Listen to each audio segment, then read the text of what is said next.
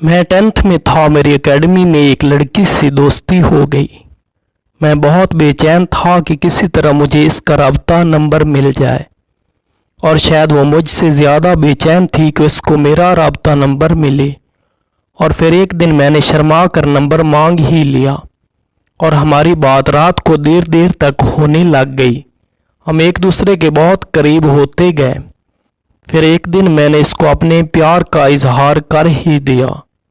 وہ شرما گئی اور کہتی، میں آپ کو کچھ بتانا چاہتی ہوں۔ میں بولا، جی بتائیں۔ پھر اس نے بتایا کہ اس کا میرے سے پہلے ایک لڑکے سے ریلیشن تھا۔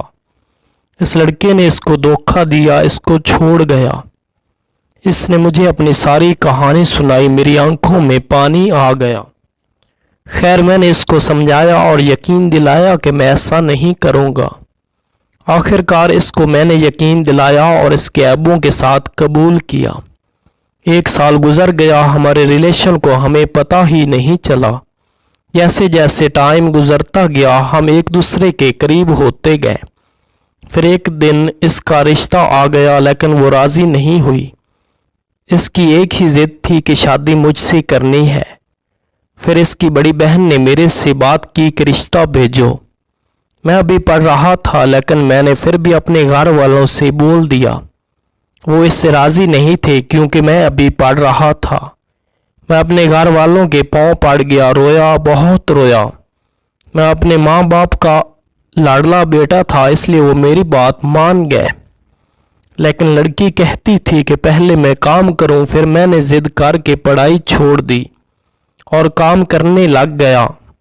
میں کام کرنے کے لیے کراچی چلا گیا۔ میں کبھی نہ کام کرنے والا ماں باپ کا لاڈلا جو خود اٹھ کے پانی تک نہیں پیتا تھا۔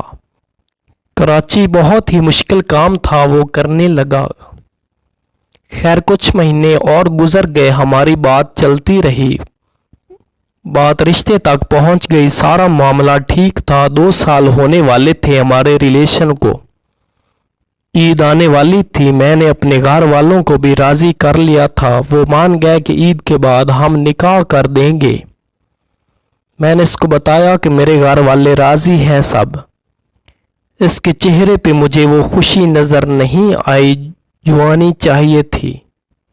14 جولائی 2021 کا دن تھا۔ یہ دن میرے لیے قیامت سے کم نہ تھا۔ میں کام کر رہا تھا، مجھے اچانک اس کی کال آئی۔ میں نے کال اٹھائی، سلام کیا۔ اس کا ایسا رویہ تھا جیسے وہ کسی انجان سے بات کر رہی ہو۔ میں سمجھا وہ مذاق کر رہی ہے میرے ساتھ۔ میں تو مذاق میں تھا، لیکن اس نے میرے دل کو ہلا کر رکھ دیا جب اس نے بولا کہ مجھے بھول جاؤ۔ میں نے بولا، کیا ہوا، ایسے کیوں بول رہی ہو؟ اس نے بولا، مجھے میرے پہلے والا بوائے فرینڈ واپس مل گیا ہے۔ کہتی مجھے بھول جاؤ، اپنے امی ابو نہ بھیجنا۔ میرے میں بولنے کی ہمت نہ تھی کہ میں کیا بولوں۔ میں نے اس کو بہت سمجھایا کہ جو پہلے چھوڑ سکتا ہے پھر بھی چھوڑ سکتا ہے، لیکن اس نے ایک نہ سنی میری۔ میں بہت رویا، اس کے سامنے بہت رویا، بھوکا رہا، پیاسا رہا۔ اور مزے کی بات تو یہ ہے کہ وہ مجھے دیکھے بنا نہیں رہ سکتی تھی۔ میرے لیٹ ریپلائی پہ غصہ کرتی تھی، جس سے میرا اداس ہونا دیکھا نہیں جاتا تھا۔ اس دن اس کو میرا رونا نظر نہیں آیا، اس کو ذرا بھی ترس نہیں کہ میرے پہ کیا گزرے گی۔ میں نے اس کی بہت منتیں کی کہ ایسا نہ کرو، میں مر جاؤں گا۔ اس کے آخری الفاظ کچھ یہ تھے کہ اللہ کی مرضی، اللہ آپ کو مجھ سے اچھی لڑکی دے گا، مجھے معاف کرنا، میں آپ سے مذاق کر رہی تھی، میں تو حماد سے پیار کرتی ہوں، اس سے شادی کروں گی، اور کچھ دن بعد میرا نکاح ہے حماد سے۔ یہ بول کے اس نے کال بند کر دی۔ اس نے یہ سب بہت آسانی سے بول دیا اور بول کر چلی گئی، لیکن اس کو یہ نہیں پتا تھا کہ میرے پہ کیا گزرے گی، اور نہ ہی اس نے یہ جاننے کی کوشش کی کہ اس کو اس کا پیار واپس مل گیا تھا۔ وہ بہت خوش تھی مجھے رلا کر، اور مزے کی بات بتاؤں آپ کو، اس کے بعد آج تک اس نے میرا حال تک جاننے کی کوشش نہیں کی۔ آج میں مر رہا ہوں، اسے میری کوئی پرواہ نہیں ہے۔ میں جب بھی اسے یاد کرتا ہوں میری آنکھوں میں آنسو آ جاتے ہیں، میرا دل کرتا ہے میں چیخ چیخ کر رو لوں۔ شاید میرا درد کم ہو جائے۔